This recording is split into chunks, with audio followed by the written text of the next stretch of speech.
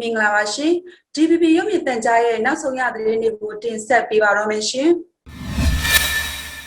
ဖေဖော်ဝါရီလ1ရက်စစ်တပ်အာဏာသိမ်းမှုကတဆင့်တရားဥပဒေစိုးမိုးရေးကိုတပ်မတော်ကပယ်ဖျက်လိုက်တဲ့အပေါ်ကန့်ကွက်ရှုတ်ချကြောင်းမြန်မာနိုင်ငံနဲ့ပတ်သက်တဲ့တရားဥပဒေစိုးမိုးရေးစာတစောင်ကိုအမေရိကန်ရှေ့နေများအသင်း ABA ကထုတ်ပြန်လိုက်ပါတယ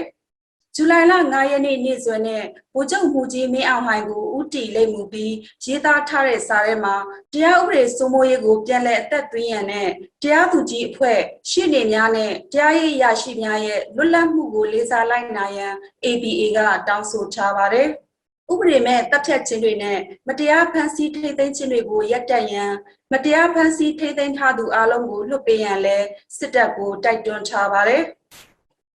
်နိုင်ငံတကာတရားဥပဒေစံချိန်စံညွှန်းများကိုချိုးဖောက်ပြီးမြန်မာနိုင်ငံရာဇသက်ကြီးကိုပြင်ဆင်နေမှုရာဇဝတ်ကျင့်ထုံးနဲ့ဥပဒေဆိုင်ရာထောက်ကူပေးရေးဥပဒေ2016တို့ကိုပြန်လည်ပြင်ဆင်နေမှုအလုံးကိုနောက်ပြန်ဆုပ်ဖို့ကိုနောက်ဆုံးအချက်အနေဖြင့်တောင်းဆိုလိုက်ကြောင်းစာမျက်နှာ3မျက်နှာပါမြန်မာနိုင်ငံနဲ့ပတ်သက်တဲ့တရားဥပဒေစိုးမိုးရေးဆိုင်ရာပေးစာထဲမှာဖော်ပြထားပါတယ်ရှင်အာဏာသိမ်းစစ်ကောင်စီခေါင်းဆောင်ဗိုလ်ချုပ်မှုကြီးမင်းအောင်လှိုင်ဟာရုရှားနိုင်ငံကပြန်လာပြီးတဲ့နောက်သတင်းနှစ်ပတ်နီးပါးလူမြင်ကွင်းကိုထွက်မလာဘဲကွယ်ပြောင်းနေပါတယ်။ဗိုလ်ချုပ်မှုကြီးမင်းအောင်လှိုင်ဟာရုရှားနိုင်ငံကနေဇွန်လ29ရက်နေ့မှာနေပြည်တော်ကိုပြန်လည်ရောက်ရှိလာကြောင်းစစ်ကောင်စီမီဒီယာတွေကနေထုတ်ပြန်ပြီးတဲ့နောက်ဒီကနေ့ဇူလိုင်9ရက်နေ့ထိနေ့စဉ်သတင်းစာတွေနဲ့ရုပ်မြင်သံကြားသတင်းတွေမှာသူ့ရဲ့သတင်းတွေကိုမတွေ့ရတော့တာပါ။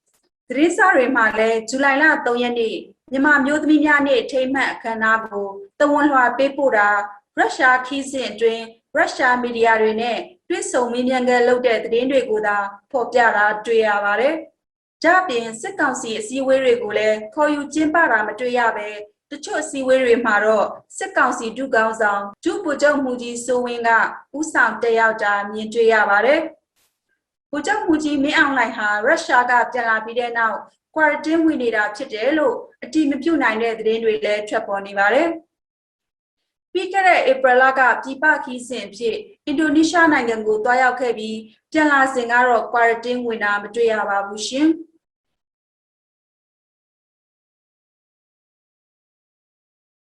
အပြည့်ရ10ဘွဲ့အနေနဲ့တနိုင်ငံလုံးပြစ်ခတ်တိုက်ခိုက်မှုရက်စဲရေးသဘောတူစာချုပ် NCA ရဲ့စံတန်ဖိုးတွေကိုဆက်လက်ကင်ဆွဲထားပေမဲ့အစိုးရနဲ့လွှတ်တော်မရှိတဲ့အတွက်စစ်ကောင်စီနဲ့ဆွေးနွေးသွားမှာမဟုတ်ဘူးလို့ဗိုလ်မှူးကြီးခွန်ဥက္ကာကပြောဆိုပါတယ်ဒီသတင်းကိုအောင်သူပေးပို့ထားပါတယ်ရှင်တနင်္ဂနွေလုံးပြစ်ခတ်တိုက်ခိုက်မှုရစဲသဘောတူစာချုပ် NCA မှာလက်မှတ်ရေးထိုးထားတဲ့တိုင်းသားတော်လှန်ရေးလက်နက်ကိုင်10ဘွဲ့အနေနဲ့ NCA လမ်းကြောင်းအတိုင်းဆက်လက်လှုပ်ဆောင်မှာဖြစ်ပြီးနိုင်ငံရေးအရာဆွေးနွေးနိုင်မဲ့အစိုးရလွှတ်တော်မရှိတော့တဲ့အတွက်ဒီကာလမှာစစ်ကောင်စီအဖွဲ့နဲ့ဆွေးနွေးမှုတွေလှုပ်ဆောင်မှာမဟုတ်ဘူးလို့ပုံမျိုးသားလူမျိုးရေးအဖွဲ့ချုပ်ဦးဆောင်နာယကဗိုလ်မှူးကြီးခုံးကပြောဆိုပါတယ်။ NCA လက်မှတ်ရေးထိုးထားတဲ့အဖွဲ့တွေအနေနဲ့စစ်တပ်နဲ့တဖွဲ့ချင်းလှုပ်ဆောင်ရမယ့်ကိစ္စတွေရှိရင်ဆက်လက်လှုပ်ဆောင်ဖို့ PPSD အနေနဲ့နားလည်မှုပေးထားတယ်လို့ဆိုပါတယ်။ဒါကတော့သူမူလဆွေးနွေးတဲ့လမ်းကြောင်းကိုပြန်ဖိတ်ခေါ်နေကြပါပြီ။ဒါပေမဲ့ကျွန်တော်တို့ဘက်ကအစိုးရလည်းမရှိလွတ်တော်လည်းမရှိဆိုတော့မစုံမလင်ဖြစ်တဲ့အချိန်မှာတော့ဆက်လက်ဆွေးနွေးဖို့မတင်တော်သေးဘူးဆိုတော့ကျွန်တော်တို့ကတော့ရက်ဆိုင်တာပါဗျာ။အဲ့ဒါတော့အကြောင်းကျွန်တော်တို့ကဆွေးနွေးသေးပါဘူး။ဒီတော့ဖိတ်ခေါ်လာရင်တော့တွားကျင်တဲ့ဖွဲ့တစ်ဖွဲ့ချင်းပဲဆုံးဖြတ်ကိုချင်တဲ့ကိုတွားပါ။တချို့ဖွဲ့ကလည်းလုံးမဖြစ်ဘူးဆိုရင်ပေါ်ပဲရပ်တည်ကြတယ်တချို့ကလည်းလုံးမဖြစ်အောင်တွန်းလုပ်ပြီးတော့ခိုင်မာရပ်တည်ကြတယ်အဲ့ဒါလေးတော့ခေါ်ရတာပေါ့။သို့တော်လည်းပဲဘယ်သူမှတော့ NCA ကိုဆုံးဖြတ်ဖို့တော့မရှိသေးပါဘူးဆိုကြတယ်မှာအပြည့်ရဲ့လက်မှတ်ရေးထိုးထားတဲ့အဖွဲ့တွေအနေနဲ့ NCA စာချုပ်အရသာပူးပေါင်းဆောင်ရွက်ရတဲ့အဖွဲ့အစည်းဖြစ်တာကြောင့်စစ်တပ်နဲ့တွဲဆုံဆွေးနွေးမှုတာမဟုတ်ပဲအမျိုးသားညီညွတ်ရေးအစိုးရနဲ့ပူးပေါင်းဆောင်ရွက်ခွင့်တွေကိုလည်းတစ်ဖွဲ့ချင်းစီအနေနဲ့လွတ်လပ်စွာလှုပ်ဆောင်ခွင့်ရှိတယ်လို့ဆိုပါတယ်။အခုကျင်းပပြီးခဲ့တဲ့18ကြိမ်မြောက်တိုင်းသားတော်လှန်ရေးလက်နက်ကိုင်အဖွဲ့တွေရဲ့ငြိမ်းချမ်းရေးလုပ်ငန်းစဉ်ဥဆောင်အဖွဲ့ PPSD အစည်းအဝေးမှာအဲ့ဒီကိစ္စရပ်တွေကိုဆွေးနွေးခဲ့တယ်လို့ယာယီအဖွဲ့ခေါင်းဆောင်ဗိုလ်ချုပ်ကြီးရွက်စစ်ရဲ့နှုတ်ထွက်ခွင့်တောင်းတာကိုလည်းခွင့်ပြုပေးခဲ့ပါတယ်။ဗိုလ်ချုပ်ကြီးရွက်စစ်ကိုအဖွဲ့ခေါင်းဆောင်အနေနဲ့ဆက်လက်ဥဆောင်ပေးဖို့တောင်းဆိုပေမဲ့ရှမ်းပြည်နယ်မြောက်ပိုင်းမှာဖြစ်ပေါ်နေတဲ့နိုင်ငံရေးစစ်ရေးအကြက်အသေးတွေကိုပုံမူထိရောက်စွာကင်တွယ်ဖြည့်ရှင်းနိုင်ဖို့နှုတ်ထွက်ခွင့်တောင်းခဲ့တာလို့အကြောင်းပြချက်ပေးခဲ့ပါတယ်။အဲ့ဒီအတွက်18ကြိမ်မြောက် PPSD အစည်းအဝေးမှာတိုင်းသားတော်လှန်ရေးလက်နက်ကိုင်အဖွဲ့ရဲ့ထိပ်သီးအစည်းအဝေးဒုတိယပိုင်းပြီးမြောက်တဲ့အထိအဖွဲ့ခေါင်းဆောင်အဖြစ်မွန်ပြည်သက်ပါတီဒုဥက္ကဋ္ဌနိုင်အောင်မင်းကတာဝန်ယူမှာဖြစ်ပြီးအဖွဲ့ဝင်တွေအဖြစ်ဗိုလ်မှူးကြီးခွန်ဥက္ကာနဲ့ ဗိုလ်မှူးကြီးစိုင်းငင်းတို့ကတာဝန်ယူဖို့ဆုံးဖြတ်ခဲ့ကြတာပါ NCA ထိုးရတဲ့အဖွဲ့အစည်း10ဖွဲ့ကြားမှာပူးပေါင်းဆောင်ရွက်မယ်မထိုးရသေးတဲ့အဖွဲ့တွေနဲ့ပူးပေါင်းဆောင်ရွက်မယ်နောက်ပြီးတော့ဥဆောင်မှုပုံစံကတော့နည်းနည်းပြောင်းတော့တာပါဗျအရင်တော့အဖွဲ့အစည်းကောင်းတော့တူးချင်းကဖွဲ့ကောင်းတော့တူဖွဲ့ကောင်းတော့တာဝန်ယူတဲ့ပုံစံနေပြီးတော့အခုသုံးဦးကော်မတီကနေပြီးတော့ဒီအဖွဲ့ကောင်းတော့ဒီလုပ်တဲ့တာဝန်ကိုပဲကော်မတီလုပ်ပြီးမှအလုပ်အဖွဲ့နဲ့စုပေါင်းလုပ်ဖို့ဆိုတဲ့ပုံစံချပေးလိုက်တာပါအဲ့ဒါပါအုံးကောင်တွေကစီဒုတိယပိုင်းရောက်ရင်ဟိုတရားဝင်အဖွဲ့ကောင်းဆောင်တွေပါလေပြန်ရေးရမှာဟုတ်အဲ့ဒီလိုအစီအမခေါ်နိုင်တော့မရေးနိုင်တဲ့ကြားမှာတရှိအဖွဲ့ကောင်းဆောင်လည်းမအားဘူးဆိုတော့ကျွန်တော်တို့ပုံရောက်တဲ့ခဏဝင်ထိုင်နေကြပါ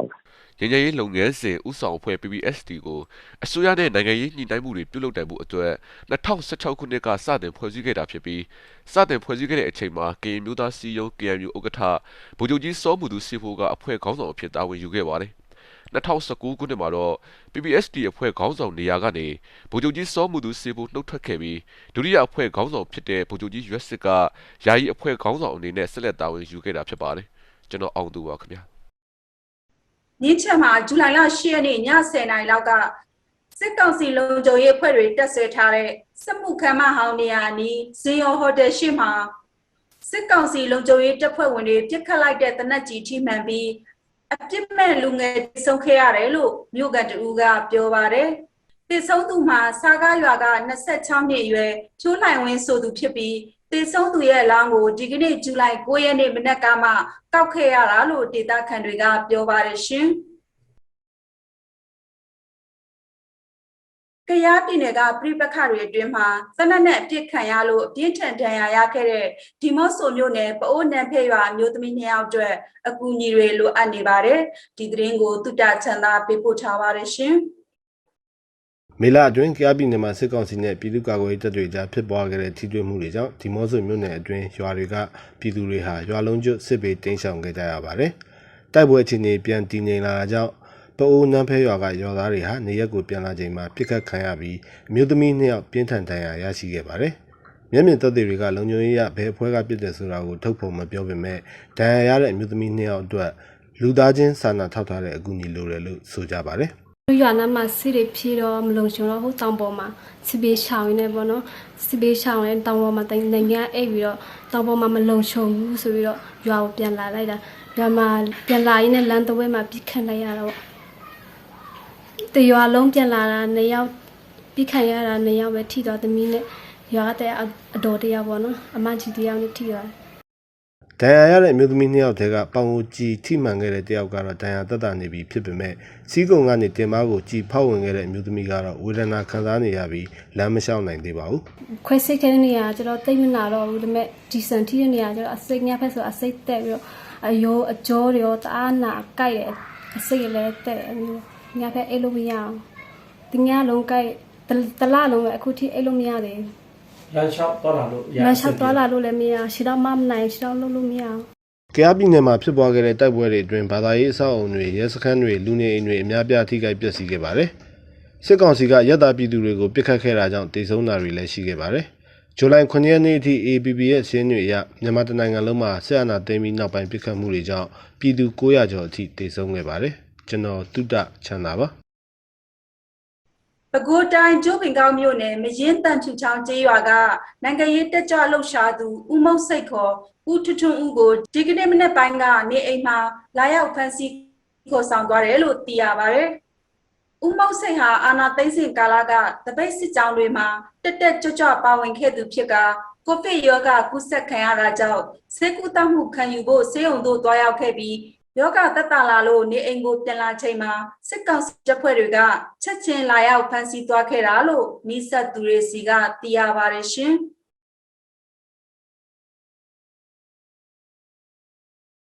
AR တိုင်းပသိမ်မြို့ကနိုင်ငံရေးတက်ကြွလှုပ်ရှားသူကိုဝင်းထွန်းနိုင်ကိုရန်ကုန်တိုင်းရှိပြည်သာမြို့နယ်မှာဇွန်လ28ရက်နေ့ကဖမ်းဆီးခဲ့တယ်လို့သိရပါတယ်။စစ်တပ်အာဏာသိမ်းပြီးနောက်ပိုင်းပသိမ်မြို့မှာစစ်အာဏာရှင်ဆန့်ကျင်လှုပ်ရှားမှုတွေမှာဥဆောင်ခဲ့တာကြောင့်စစ်ကောင်စီရဲ့ဖမ်းရန်ထုတ်ခံရပြီးနောက်ပိုင်းတိမ်းရှောင်နေစဉ်မှာအခုလိုဖမ်းဆီးခံရတာဖြစ်တယ်လို့သူ့ရဲ့မိတ်ဆွေတူကပြောပါတယ် ကိုဝင်းထွန်းနိုင်ကိုစစ်ကောင်စီတပ်တွေကဖမ်းဆီးသွားပြီးနောက်ပိုင်းအင်းစိန်ထောင်ကစစ်ကြောရေးနှစ်မှာတပတ်ကြာစစ်ဆေးတာတွေပြုလုပ်ခဲ့တယ်လို့ဆိုပါတယ်။စစ်ကောင်စီရဲ့ဖမ်းဆီးခြင်းခံလိုက်ရတဲ့နိုင်ငံရေးတက်ကြွလှုပ်ရှားသူကိုဝင်းထွန်းနိုင်ကိုတရားစွဲဆိုဖို့အတွက်ဇူလိုင်လ6ရက်နေ့လောက်ကပသိမ်မြို့ကိုပြန်ပို့ပြီးမြို့မရဲစခန်းမှာချုပ်ထားတယ်လို့သိရပါတယ်ရှင်။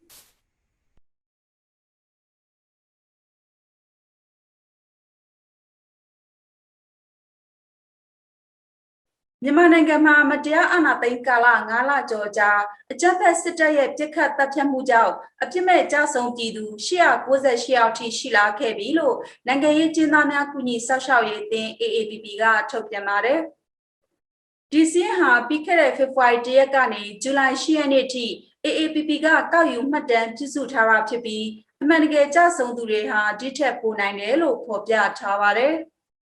ຫນွေဥတော်လှန်ရေးကာလအတွင်းပြည်သူ6563ယောက်ဖမ်းဆီးခံခဲ့ရပြီး9129ယောက်ကတော့လက်ရှိချုပ်နှောင်ခံထားရဆဲဖြစ်ပြီးအဲ့ဒီထဲကအယောက်249ယောက်ကတော့ထောင်ဒဏ်ချမှတ်ခံထားရပါတယ်။ပြည်ထံကြခံရသူတွေထဲကအသက်18နှစ်အောက်ကလေး2ယောက်ပါဝင်26ယောက်ကတော့တေတံချမှတ်ခံထားရတယ်လို့ဆိုပါတယ်။အမှုပွင့်ခံရပြီးဖမ်းရန်ထုတ်ခံရတဲ့အတွက်တိတ်ဆောင်နေသူအရေအတွက်ကတော့1963ယောက်ရှိနေပြီးသူတို့ထဲကမျက်ကွယ်တေတံချမှတ်ခံရသူ39ယောက်ပါဝင်118ယောက်ဟာမျက်ကွယ်ပြစ်ဒဏ်ချမှတ်ခံရကတေတံချမှတ်ခံရသူစုစုပေါင်း65ယောက်ရှိခဲ့ပြီးဖြစ်ပါတယ်ရှင်။တနင်္သာရီတိုင်းဒေသကြီးလောင်းလုံးမြို့နယ်ပြည်သူတွေဟာဒီကနေ့ဇူလိုင်လ9ရက်နေ့မနက်ပိုင်းမှာအာဏာသိမ်းစစ်ကောင်စီကိုဆက်လက်ဆန္ဒဖော်ထုတ်ခဲ့ပါတယ်။ဒီကနေ့မနက်ပိုင်းမှာတော့လောင်းလုံးမြို့နယ်အောက်ရည်ဘူးကဒက်ငယ်စိမ့်နဲ့ညင်းမော်ကျေးရွာတွေမှာစစ်အာဏာရှင်တော်လှန်ရေးပျောက်ကြားသပိတ်ပြုလုပ်ခဲ့တာပါ။ဆန္ဒဖော်ထုတ်ခဲ့တဲ့ပြည်သူတွေကစစ်ဖက်နှက်အောက်ဒူးထောက်သွားမှာမဟုတ်ဘူးလို့ကြွေးကြော်ဆန္ဒပြခဲ့ကြတာပါ။လောင်းလုံးမြို့နယ်ပြည်သူတွေဟာအာဏာသိမ်းစစ်ကောင်စီကိုလက်မခံကြောင်းနေ့စဉ်ရက်ဆက်ဆန္ဒဖော်ထုတ်နေတာပါရှင်။စကိုင်းတိုင်းရေးမပင်မြို့နယ်ရှေ့ချမ်းနဲ့စလင်းကြီးမြို့နယ်မြောက်ချမ်းတို့ကကျေးရွာပေါင်းစုံတပိတ်စစ်ကြောင်းဟာဒေသတွင်းမှာကိုဗစ်ကူးစက်မှုတွေရှိနေတဲ့ကြားထဲကနေစစ်အာဏာရှင်စန့်ကျင်ရေးတပိတ်ကိုဇူလိုင်လ9ရက်နေ့ကအင်အားထောင်ချီဆက်လက်ဆန္ဒဖော်ထုတ်ခဲ့ကြပါတယ်။ဒီကနေ့ဆန္ဒပြပွဲမှာဒီမိုကရေစီတောင်းဆိုရင်းကြောက်ဆုံခဲ့ရတဲ့ကြပြဆရာခက်တီကွယ်လွန်ခြင်း2လတည်းဝမ်းနည်းခြင်းအထိမ်းအမှတ်နဲ့အတူသူ့ရဲ့အဆိုအမိတ်စာသားများရေးကကိုင်ဆောင်ချီတက်ဆန္ဒပြခဲ့ကြသလိုဆန္ဒပြရာမှာပါဝင်လာတဲ့ပြည်သူများကိုလည်းအဝတ်ချုပ်မတ်များစေဝါများပါဝင်အိမ်တော်စုအဆင့်ဘေးအန္တရာယ်ကြိုတင်ပြင်ဆင်ခြင်းလက်ကန်စာဆောင်များကိုပါမျှဝေပေးခဲ့တာပါရွာပေါင်းစုံတပိတ်စစ်ကြောင်းဟာနေ့စဉ်ပုံစံမျိုးမျိုးနဲ့စစ်အာဏာရှင်ကိုစန့်ကျင်တော်လှန်နေကြတာဖြစ်ပြီးဒီကနေ့ဆိုရင်121ရက်မြောက်နေ့ဖြစ်တယ်လို့ဆန္ဒပြအင်အားကောင်းနေစေတပိတ်စစ်ကြောင်းလည်းဖြစ်ပါတယ်ရှင်။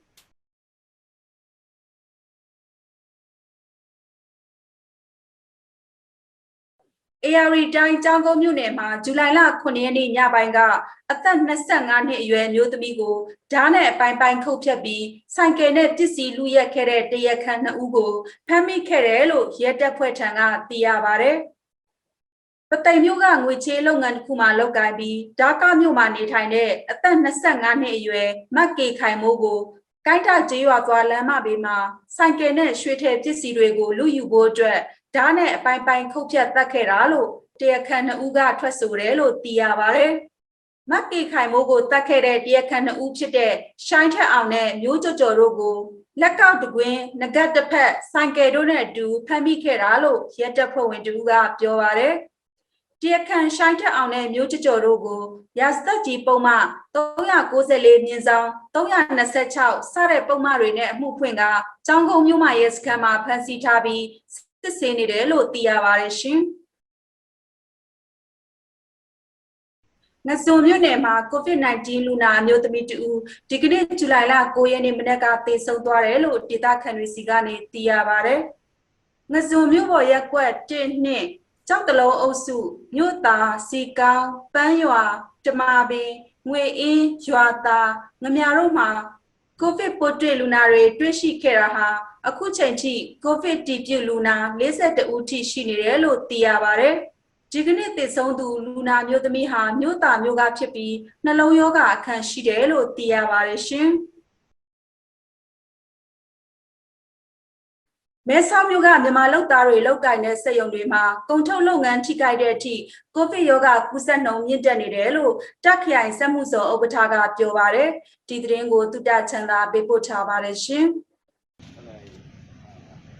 ထိုင်းမြန်မာနယ်စပ်မြောက်ရီမြို့တစ်ဖက်ကမဲဆောက်မြို့ကစက်ရုံတွေဟာမြန်မာရွှေ့ပြောင်းလုပ်သား90%နဲ့လုပ်ငန်းလည်ပတ်နေတာပ